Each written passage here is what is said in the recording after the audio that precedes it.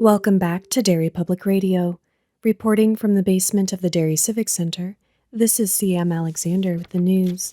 The carnival season has returned to Derry. Earlier today, all of us here at the studio went to play some games and eat some great food before the weekend rush. Ben won a stuffed bear, I won a goldfish, and Josh won a doll with no eyes or mouth. Yet somehow we can tell it is still his visage. I wonder if this will make editing easier. You are listening to Derry Public Radio. This is Derry Public Radio.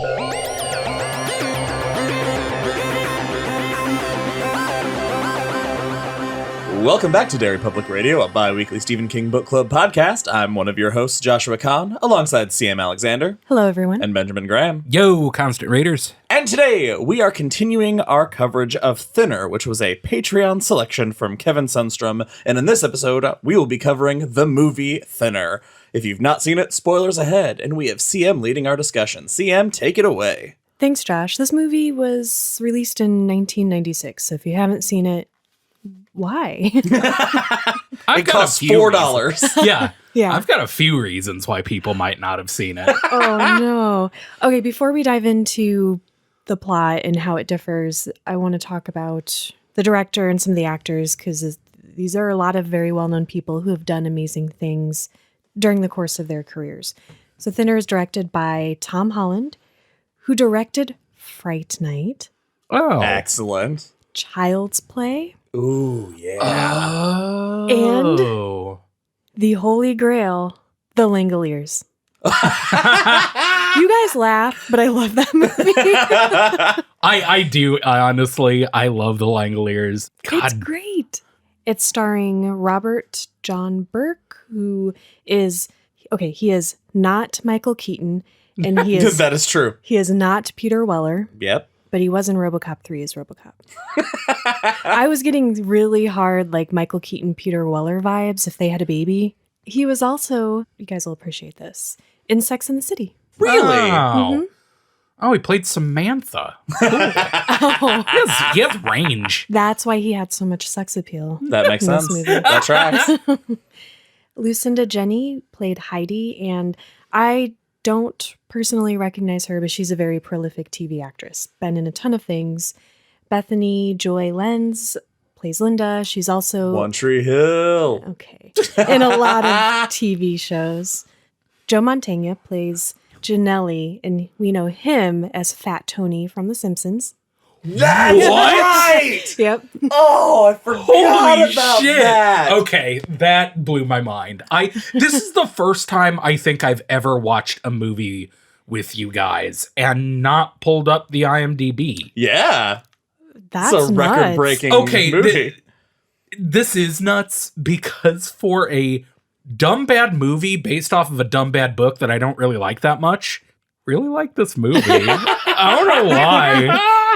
So we also have Carrie Werner, and she does a ton of voice acting. She's been in a lot of Batman stuff. Michael Constantine, he plays Tattoos. Oh, Carrie played Gina. And he was in... Yeah, she did. Oh, no. My Big Fat Greek Wedding.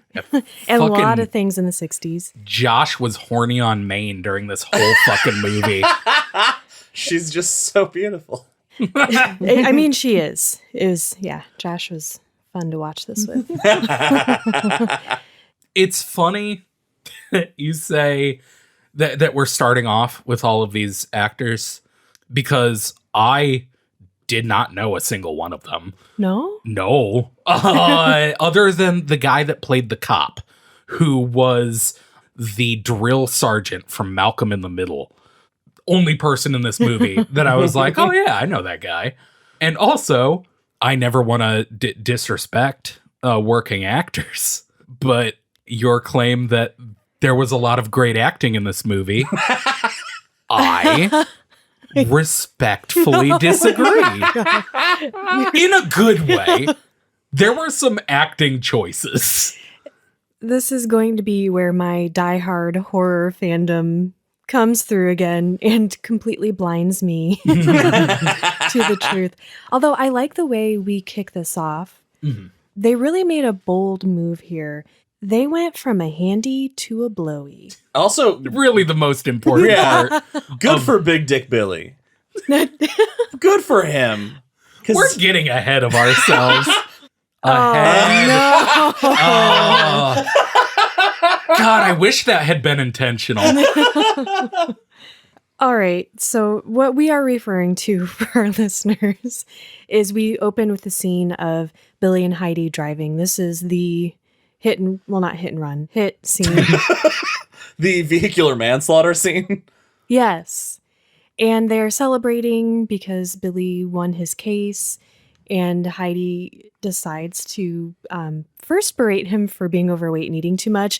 And then she softens it, which I think in a really nice way. She's like, listen, I will give you a hand job. And the hand job turns into a blowjob. That's not at all. She was Okay. bribing him for sure. I don't even know where to begin Is that not with this analogy. how you get people to do stuff? This isn't where our movie starts. I swear to Christ, this scene happened a half an hour. The beginning of this movie is kind of slow because we get a lot of chubby nerd. You guys, you were right. Yeah. I thought it opened with this, and I just watched it with you. Yeah, we start with a weigh-in. Yeah. We start with Billy doing the whole routine. We actually see him emptying his pockets. It's great. And getting on the scale and clocking in at over 300 or whatever. Yeah, a little over 3. Mm-hmm. Which is where I want to start. What the makeup? The Jiminy Glick cosplay. Not Pretty good. yeah. Not bad For its time. 1996. I've seen Yeah, worse. absolutely. 1000% looks like Jiminy Glick though. Yeah. I feel like Jiminy Glick ripped off that style because it's so over the top, and but for the time, I think it's a pretty great design for the fat costume. It's buyable. Yeah. Yeah. Mhm. And then we get this family's best Italian impression. They were really going for it. They were. So Billy goes downstairs and everybody's having breakfast, and we're getting that family back and forth. And this is where we find out that he just won this case for Janelli, and he's very excited about it. So And everyone tries a Brando impression. Yeah. To varying success. it was fun. We talked about during the movie that Billy actually has some charm here. Mm-hmm. I think I know why that is. Why is that? Because Thinner is a Bachman book. The movie is a Stephen King movie. That's an insane sentence, and you are 100% correct. That actually brings Yes. up what I wanted to talk about kind of towards the end, but we can just do it now because this movie was not well received. It's like generally been given about 2 stars, and I don't think it deserves those 2 stars because the reason it's given them and not more is that people are just not into this like dark, depraved story with this shitty quote unquote protagonist. Mhm. And we had this conversation covering the book that it's a Bachman book. So we are not going to like Billy or really anybody else in this. Everybody sucks. Mhm. And I think doing that on screen is really hard to pull off for, just general audiences. Yeah, absolutely. And it's for the best because in the book, when we start out with him already worried about the curse, he's a pretty unlikable guy Mhm. right away. And it doesn't give us the arc that this seems to have of we start out and he's just kind of a doof. Robert John Burke, it's very big. Mm-hmm. He plays the character so big and it's likable. You're like, oh, he's just a He's a teddy goofy bear. dude who's apparently never had his penis touched before. They have a daughter. It must be from a previous marriage. Oh, no. Be- We're going to get to that Yeah. glorious scene. But in the meantime, we are introduced to, or we just see kind of from a distance, the Lemke family right away in what I thought was pretty cool bit. We have Billy coming into work and the carnival area is kind of like right in front of his office. Yeah, for so some in reason. the park across the street. yeah, Yeah. it's like a town center. Yeah. And he's taking the stairs. I'm like, go, good for you. He's just trying to exercise any way he can. Elevator's broken. Yeah. So that's okay. He does, when he gets upstairs and he's huffing and puffing, he does a lot of eye acting and a lot of pretty good fat acting. Or fat-ting. No, that doesn't work at all. He does have the face prosthetics, and I wondered if that's why he was emoting so hard because he was acting through that makeup. Maybe it was hard to do that. I don't know. But Yeah, I I thought would he did a feel good like job. that could be challenging. I felt like that was a good explanation until later on when he does not have as much prosthetics. He still has a bad case of floppy neck. Yeah. But he eventually loses the prosthetics, not a smaller performance. No, it you're right, it just gives him Batman voice. That's why he was giving me Michael Keaton vibes. That explains it. He has serious floppy neck Batman voice. Oh, best Batman. So we're in his office with men being gross, and this is the cool part. He's standing at the window with some jackass, and the guy's like, "Look at that hot piece of ass down there," and he's referring to Gina, and he pulls out a coin, and he's like, "Hey, go give this to her, and she'll show you her vagina." And Oh my god.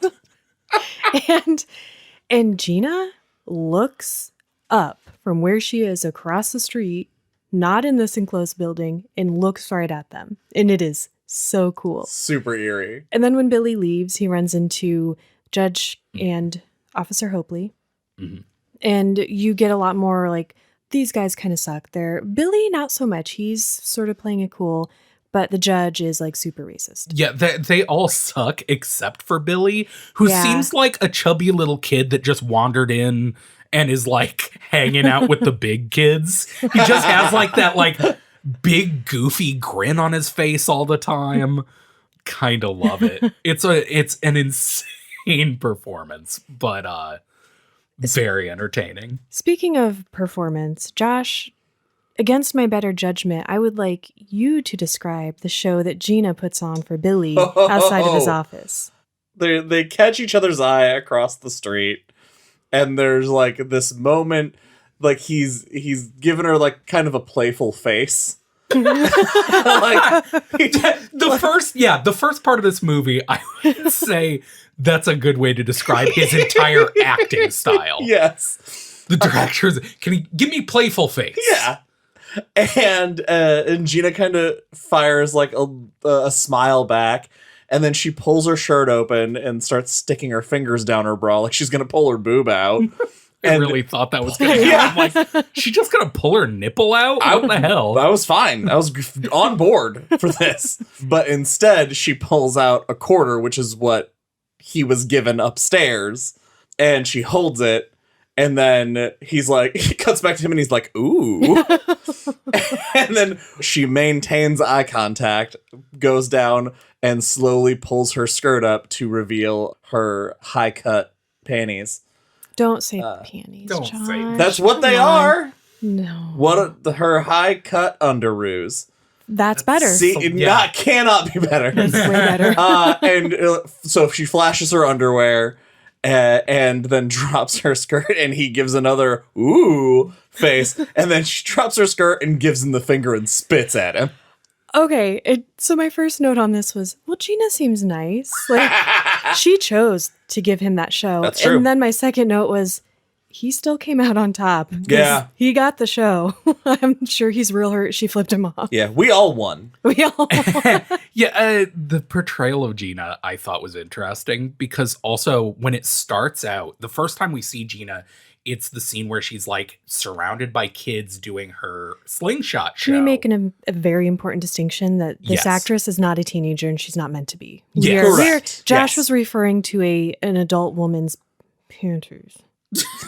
Oh my god! CM. That made it worse. You can't say it in a voice. She did show him his panties. Well, now no one will ever say that word on our Yeah, podcast it again. seemed more appropriate that they were a grown adult woman's Josh, I hate it when you say This is a new kind of boner talk. Welcome to Panty Chat. Oh, no. Okay. What was I saying? Okay, she's surrounded by kids and she's like doing her show. And my first thought when I saw her was like, oh, she's not threatening at all. Just for the first shot, I was just like, interesting, because she seems just completely normal. Yeah. Which makes some of the more violent stuff later pretty interesting. Yeah, I agree. She seems like she knows how to work a crowd, good with kids, and then goes to crazy pretty quick. Yeah. Now we are at the car scene that is so great that I forgot that other things happened before it. And this part is just hilarious because as we're watching just the way funny. they chose to do this, Heidi's giving him a blowjob and her head's like hitting the ceiling. Yeah, her head's like coming all the way up before going all the way back down. And Billy, and I think this adds to his charm, sincerely looks like a woman has never touched him in his life. He looks terrified. He does. There's oh god. Oh no. There's a moment that I just thought was so great because she's giving him a blowjob and she comes up and starts talking to him, and then he does this weird hand hover on her back, and he's like tapping her back, like get Like back down patting there. her. It is a very weirdly platonic way to respond to Roadhead. He's like, yup, good job, honey. It's so weird. And I wonder because there's this whole thread about Heidi possibly having an affair with Dr. Toot Sweet, and I wonder if they were trying to play to that, like maybe these two don't have a great love life. I don't know. Maybe that's putting too much thought into it. I mean, that's what we're given because Yeah. it definitely looks like he has definitely never had sex with his wife. Yes. And while they're driving, we were cutting back and forth between that and the Lemkes, Tattoos and Susanna, in Stephen King's pharmacy. Mm-hmm. We have our cameo. You mean Mr. Bangor, Mr. Bangor. Yeah. which I love. Yeah. And so we see the scene happen. Because I love these parts because the effects. The effects are the best part of this movie. Yeah. Susanna leaves the pharmacy and we get Billy's a little bit of what will be Billy's O face, which turns into an oh shit face as the camera is that classic cartoon camera on the dashboard as we hit this lady. And instead of running over her, she barrels over the top of the car and lands, and her head's all bloody. And it cuts back inside, and the windshield wiper turns on and it's wiping blood, but it's leaving the face of a skull on the window. Oh, so That cool. Because I was so ready for it to be hysterical. Mhm. I wanted it to be really funny. When this old woman was run over by a car, You started to Yikes. giggle, and then you I got did. serious. And then I was like, oh, this isn't that funny. That old woman is dead. Then, yeah, the skull, I was like, I didn't know if I was imagining things until Josh reacted. And I'm like, okay. This is pretty cool. And after this, we have follows the book pretty closely, adds a few scenes here and there that I think support what the characters might have done had we had those scenes in the book. We have the trial. Hurts to see this happen, video format versus reading about it, because it's just so shitty, the way that this family is treated. And Lemke comes and he lays down his curse and does not scamper away, Josh. I'm sorry. The guy who plays Lemke, let's talk about him too. He is simultaneously 4'3" and 6'7". Yeah. That was another thing. I didn't know if I was imagining it, but the way they shoot him, it is very hard to get a grasp on how big this dude is. I think it's the way he embodies that character too. I think when he wants to seem small and frail, he pulls it off, but he towers over Billy. The scene at the campfire, their first confrontation when Billy casts the curse of the white man from town. Yeah, there's this one moment where he approaches Billy and gets right up in his face. And up to that point, I would have sworn that he was like Danny DeVito size. Yeah. Honest to God. And he gets up in his face, and I'm like, did they have the actor stand on a box, or is this guy really like 8 feet tall? Very cool. Yeah. Throughout this, we also have everybody commenting on Billy's weight, both before he started to lose weight and during, and it's kind of shitty. It is, but also we don't get a scene with him not eating food until literally like half an hour. Yeah, they really play that up into him. This movie had to have been miserable to shoot for that guy. Yeah, I kept thinking, like, how many takes is he just shoveling food in his mouth? It was the most obvious in the scene where he first starts kind of losing it, where he flips out and is real weird at his daughter. Heidi comes out of the kitchen and just hands him a plate of whipped cream. And that was the first time I was like, oh, they had to just give a plate of whipped cream because he had to eat that plate a dozen times. And he was already like shoveling mashed potatoes in his face and stuff. This movie does do a good job of showing us why Linda would be sent away by Heidi. Yeah. Mm-hmm. I like that we get that goofiness at the top, and then the way it ramps up his anger and like him kind of losing his mind is much more subtle than it is in the book. Yeah, it's so much more gradual and believable. I have to just very briefly talk about the hilarious shower scene. Yes! The whole locker room scene is amazing. And this is here so that we have the opportunity to see that something is happening with Judge Rossington as well. And they're in the shower facing each other. And what struck me is that Billy's standing there, and maybe it's because he's wearing a suit and he like couldn't feel what he was touching. I don't know. He's just in very slow, small circles, just kind of like caressing his stomach. Like the top of his belly. This is the funniest fucking 20 seconds in the entire movie, because this was pretty obvious. I'd like to think that the filmmakers were like, this is getting us that best makeup Oscar. Because he's naked in this fat suit. And from certain angles, it's pretty believable. Yeah, it does a pretty good job. But also when it cuts to in the shower and it shows the judge who is, it's like a communal shower. They're at the gym or whatever.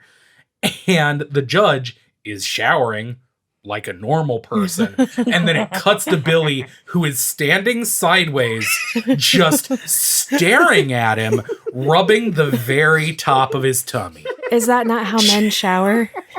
As a fat man, the solar plexus just gathers a lot of gunk. You gotta clean right here. It's right at the top of the tummy. For our listeners, Ben is literally rubbing his tummy.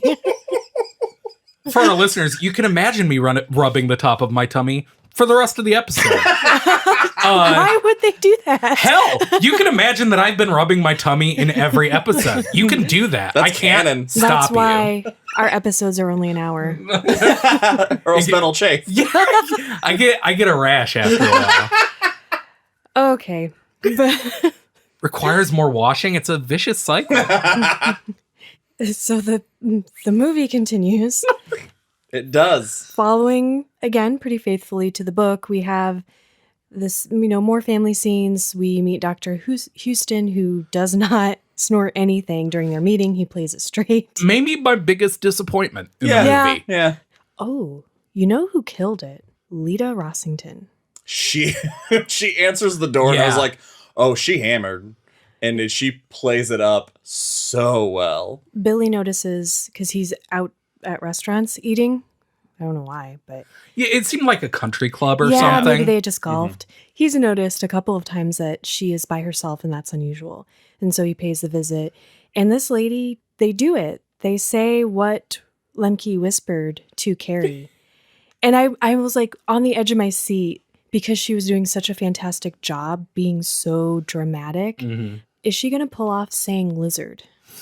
What do you guys think? Did she pull it off? She achieved saying the words. She said all of her lines. I was too distracted by the fact that that in the earlier episode, Ben had guessed alligator, and he was really close. Yeah. Yeah. This is the problem with this movie. And I think I said it during our previous episodes, which is just the story alone of this book is stupid. Like I said, I think in the last episode, like, try to explain the plot of this book to someone who doesn't care for Stephen King, and they'll be like, that can't be what this book is about.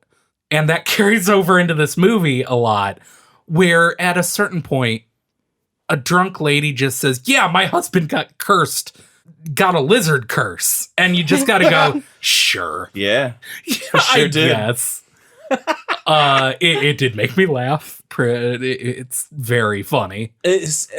Ben, you really touched on something that I think is really, and I think it also explains to CM's point that this movie consistently is like shit on and gets rated 2 stars. This is a movie you have to read the book. If I watched this movie without reading the book, I probably would have hated everything we just watched. And you also have to understand what the book is about, that it's not for us to enjoy. Right. Yeah. It is such a weird piece of art to say, look, this isn't going to be fun. But if you want to enjoy this at maximum potential, you have to read this book that you may or may not hate, and then watch this movie you may or may not hate. I had a great time with this movie. Well, and people do that all the time with comedy. You know, think about Seinfeld, think about It's Always Sunny in Philadelphia, Schitt's Creek.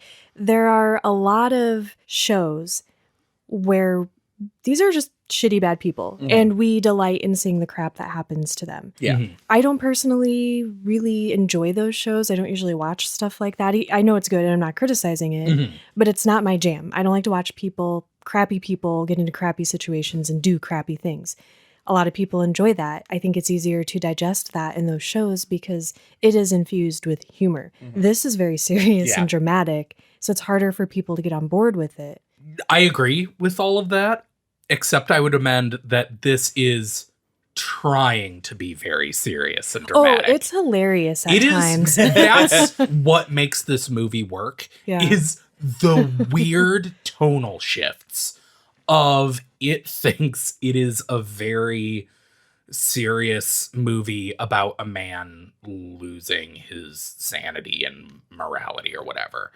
And it's really a fucking goofy B horror movie. And you gotta just deal with it. And him being kind of charming and goofy at first earns some goodwill for the movie too. Yeah. Because you are like, oh, I like this guy. I'm on his side. And then when he does that Batman voice, you're like, oh. I think it was the right call on the screenwriter's part to make, when he first starts losing his temper, he only loses it at Heidi. The first time he does full Batman voice to himself, it's about getting revenge on Heidi. So I feel like they targeted all those little moments of madness. They gave everybody a thread to follow. Yeah. Billy does, like in the book, tell Heidi about the curse. They're driving, and she almost gets a curse with a truck daddy. What? I could form what I wanted to say in my head, and none of the right words came out. Are you okay? No. This, I still don't understand why this happens. They're driving and she gets upset and then they almost get hit by a truck. And it was sort of pointless, but it does lead him to remembering that Hopley exists, and he goes to his house where we see, I think I'm going to argue, the best makeup of the movie. The makeup was great, and the lighting, if we're talking on the technical stuff, the way they lit this whole scene, so that way when you see Hopley, until you get a good look, you're really just straining your eyes to be like, is that like, what is that warts? Is that whatever? And like they hide his right arm and hand are disgusting. And you see him move it a little bit. And so in some scenes, I just caught a glimpse. And I was like, I want to see the whole thing. It could have been darker. Grosser? And grosser. Yeah. I was going into this, like I told you guys, I turned to you guys and I was like, this makeup is either going to be really good or really, really bad, and I don't know which one I hope it is. And honestly, it turned out like fine. Yeah. Oh, I amend. You're right. I'm sorry. Best makeup, Carrie Rossington, who we see later. Yeah. Hell yeah. Holy shit. Okay, I'm going to out Josh and I to our listeners.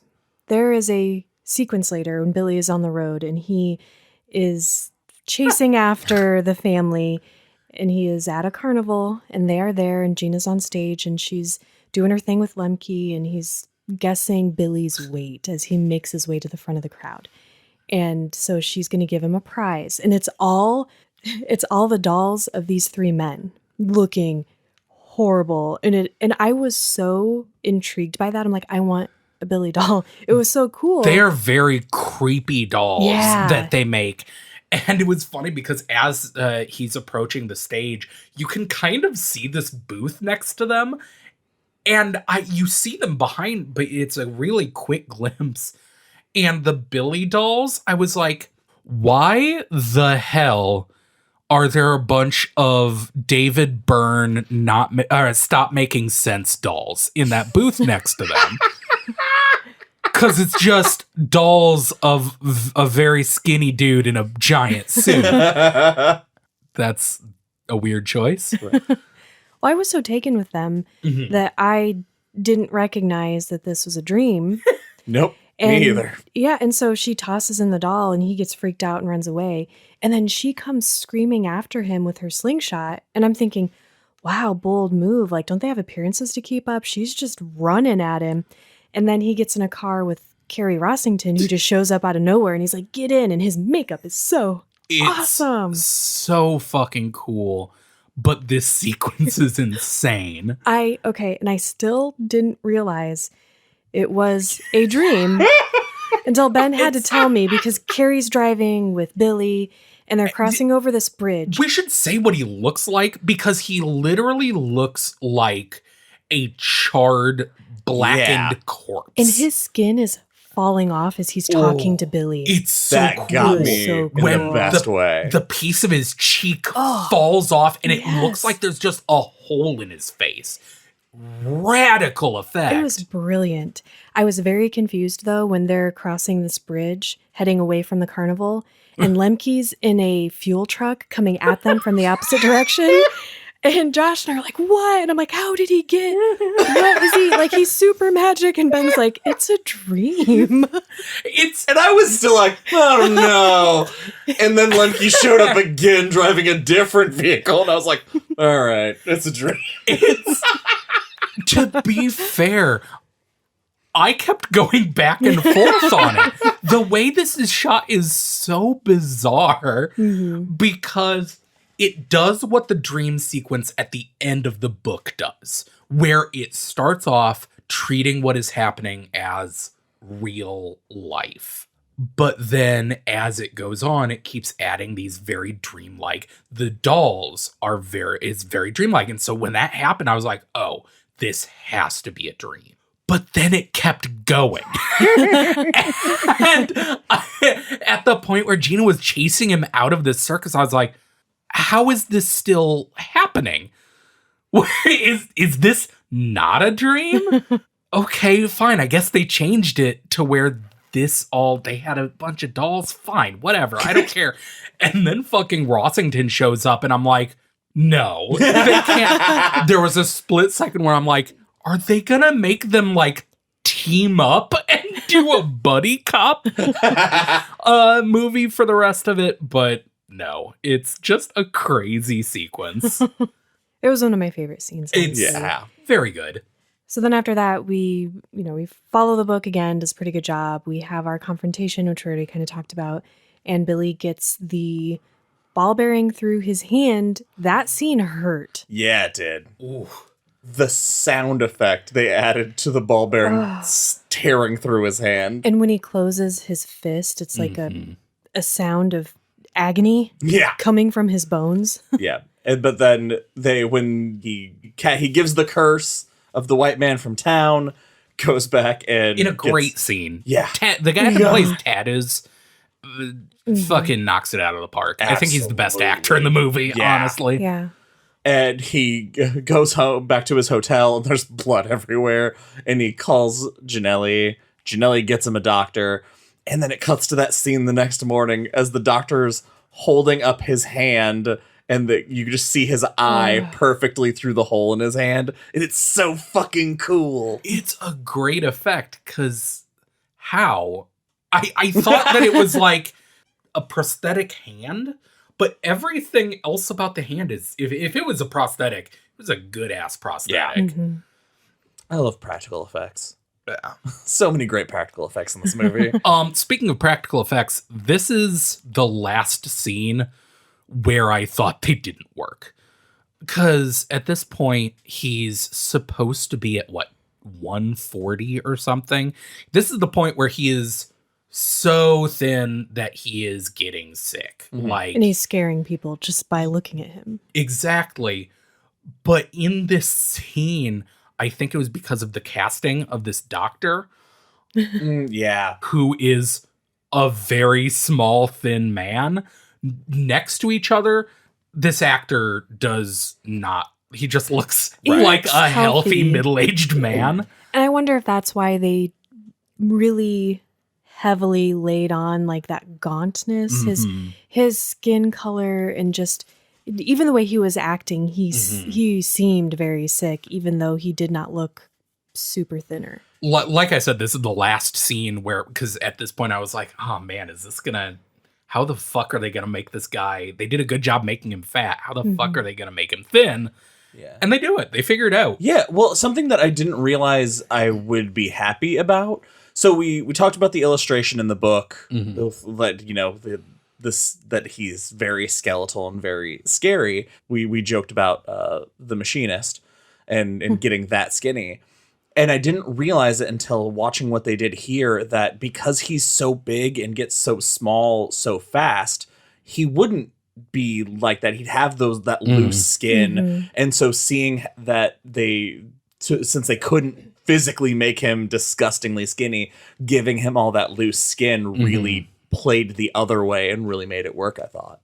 Yeah, we don't ever see this actor's face without some sort of prosthetic on it. Oh, also, another cool change. Well, cool, I shouldn't say that. Another change that they made that I think really worked for the movie is that Billy was very, very suspicious that Heidi and Houston were having an affair. It's another thing I think we talked about in the book episodes, didn't we? A little bit, that we were like, it's supposed to be implied to have something going on.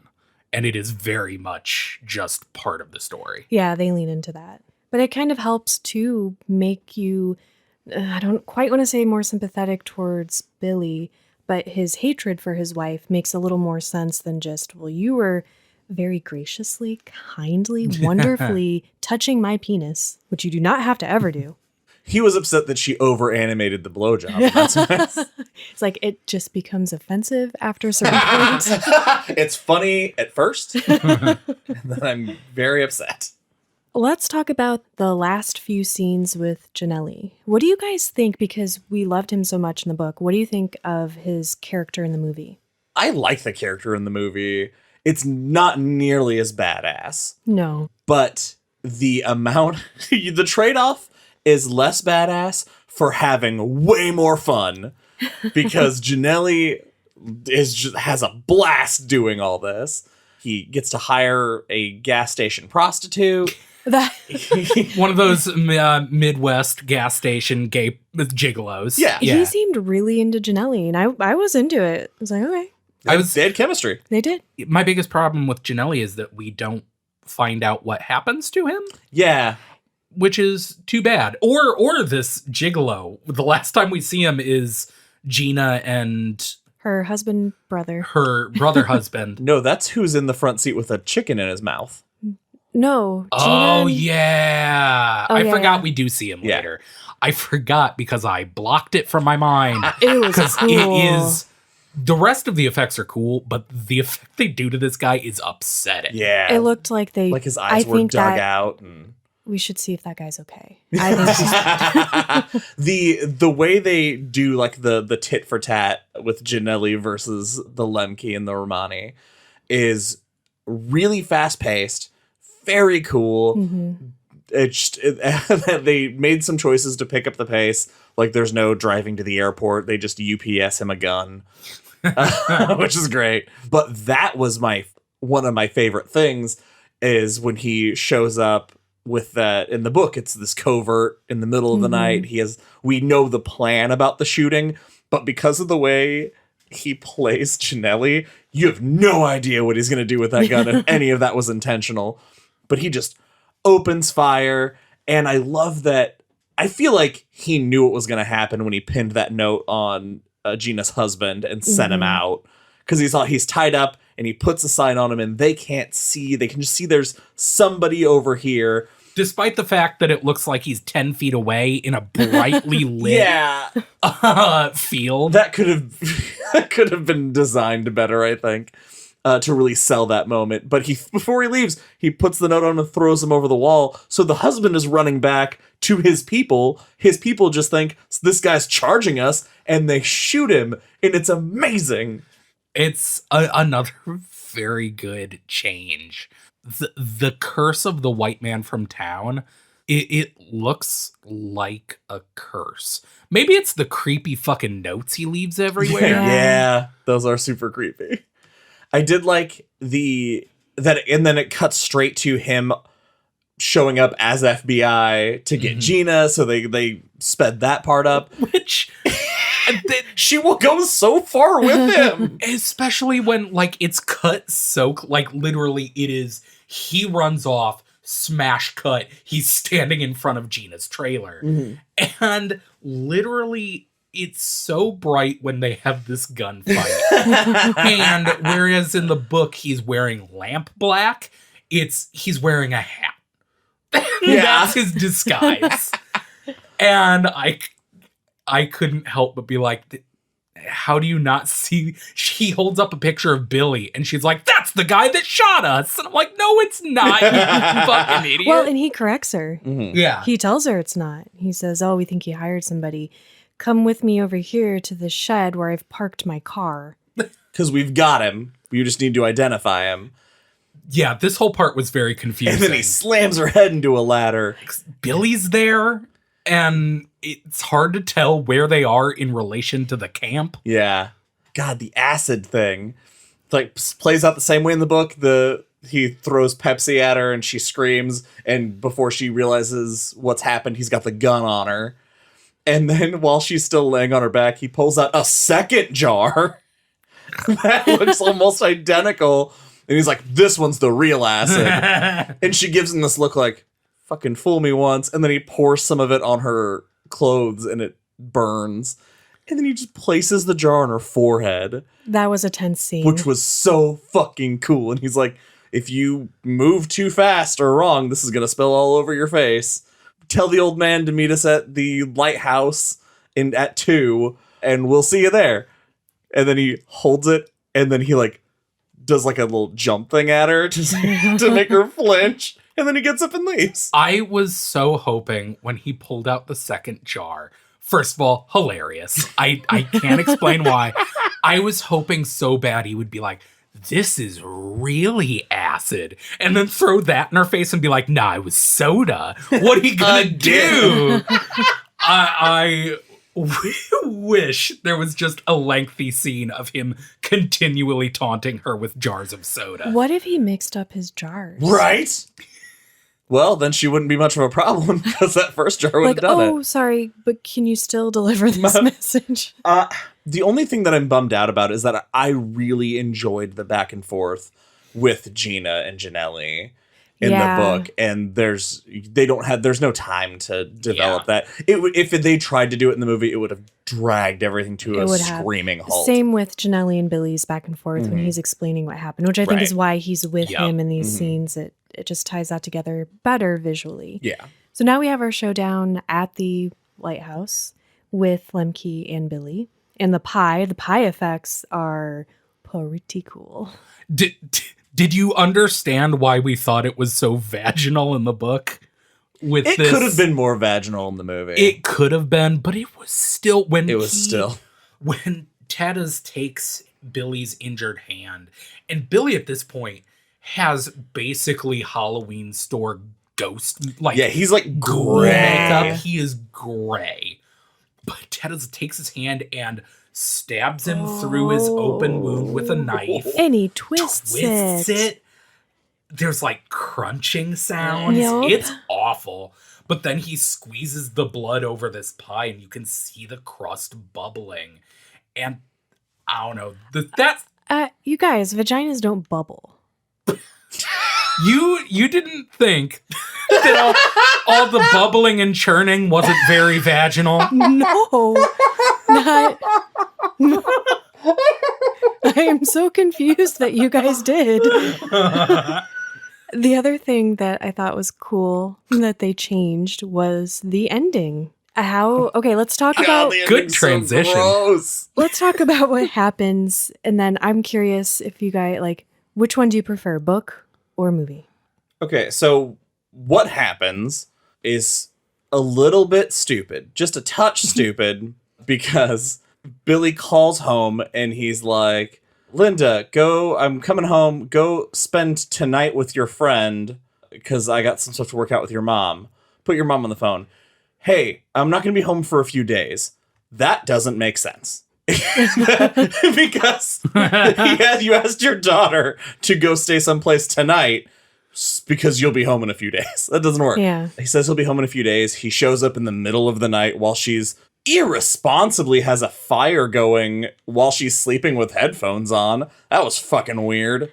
I thought it was effective because that scene, him walking into the living room, she's laying on the couch and he's looming over her. It's very threatening. Is this where Yeah. he says the line? And he wakes her up by doing the hand motion that Tadas had done to him to curse him. And he calls her white woman from town. Yeah. She can't hear him because of the headphones, but yeah, she wakes up and he's like, oh, I'm so exhausted. I got to go to bed, but I'm me again and I'm silly. And he kind of like puts on the happy face and tells her that he got her a present and go check it out. I'm going to go to bed. I love you. All that. And okay. I don't like when she's calling out from the kitchen. She's like, oh, is it strawberry? And he says, yeah. And she's like, it's my favorite. And he's like, I know. And then he turns to us Stares right down the barrel of the camera. and he does his Batman voice.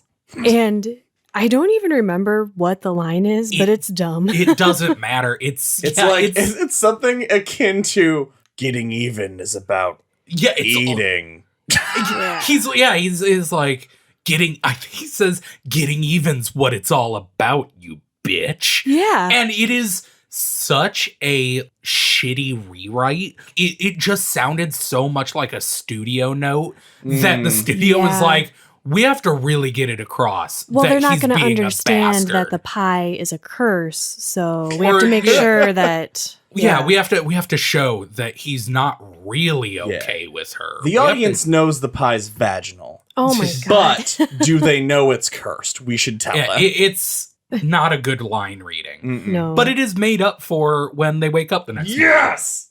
So cool. He wakes up and he like rolls over and he sees the top of her head, her hair sticking up, as we all sleep with our covers up to our forehead. Yes. And he rolls over and he's like, hey, so, did you have some of that pie? Oh, I bet you did.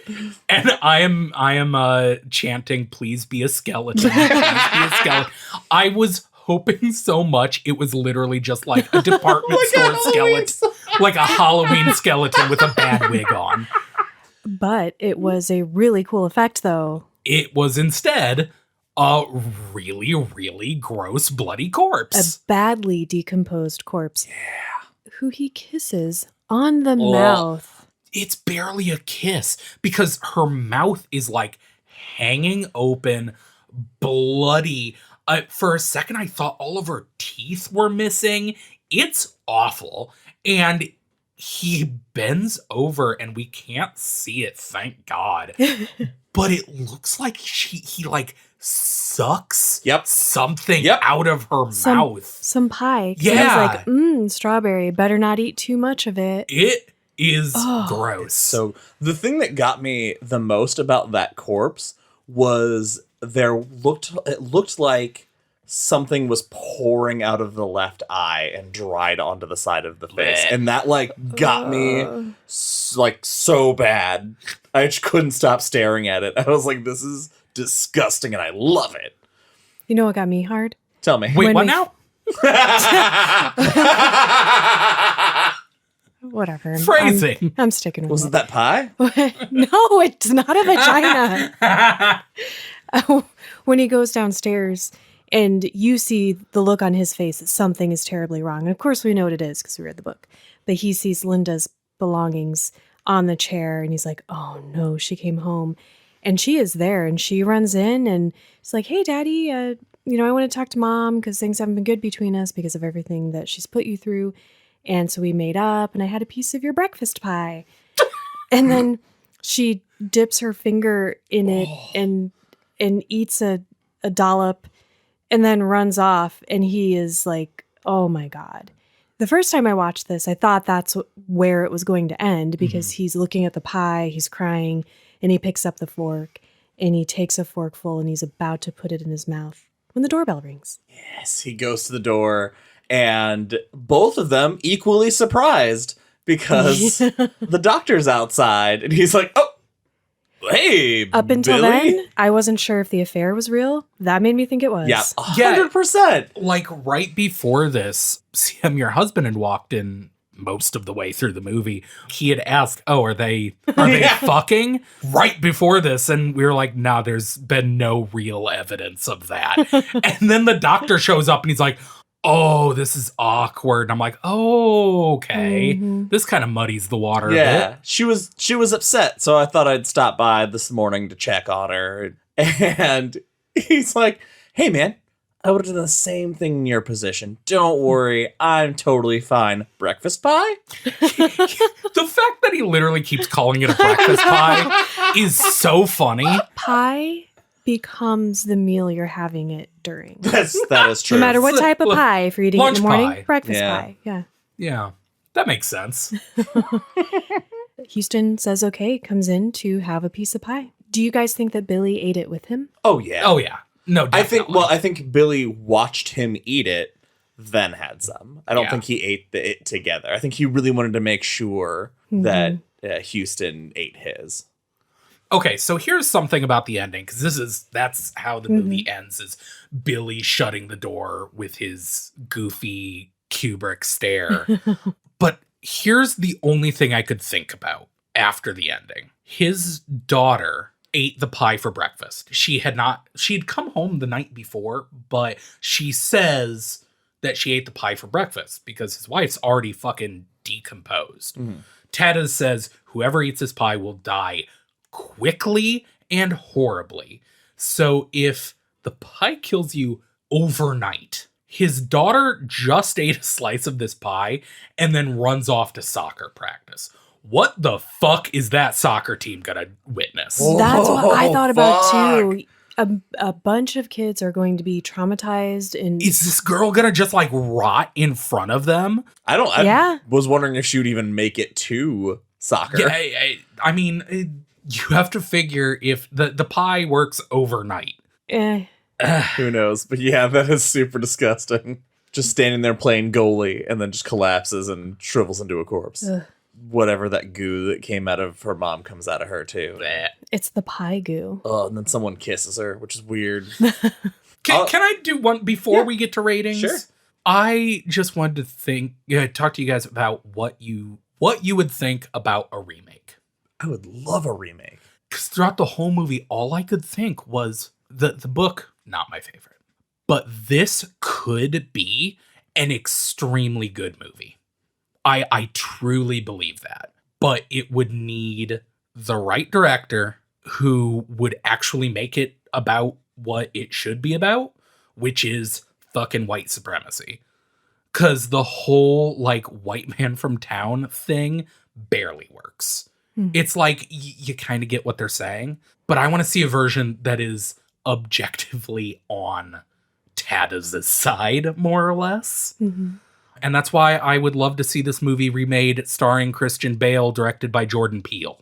Holy shit! Yeah. Yeah. Wow! How fucking good would that movie be? That would be amazing. That'd be so fucking great. Christian Bale would die because he would go from Cheney to the Machinist. Yeah.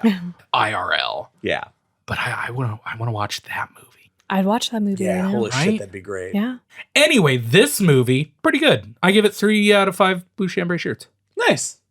I said earlier, I think this movie gets shit on because you have to read it to really get everything and for everything to make sense. I feel like, having said that, I really enjoyed this movie. I did not think I would enjoy the book. Did not think I would enjoy this movie, and I was wrong. This movie was a lot of fun. The practical effects were great. Some of the acting choices were definitely choices, but it is a rock solid 4 out of 5 blue chambray shirts. I also thought this was a really great movie. It was a really faithful adaptation. Yeah. And the things that they changed made sense. I was not upset about a single change at all. Agreed. The parts that cracked me up were not supposed to crack me up, but that has its Yes. own charm for me. Agreed. I'd watch it again, and I would also give it 5 out of 5 blue chambray shirts. That's it for this episode of Derry Public Radio. As always, thank you for listening. Join us for our next episode where we will be reading The Dead Zone, which was a Patreon selection from Jared Hazelwood, and we will be reading through chapter 14. For Benjamin Graham and CM Alexander, I'm Joshua Kahn reminding you, justice is about justice.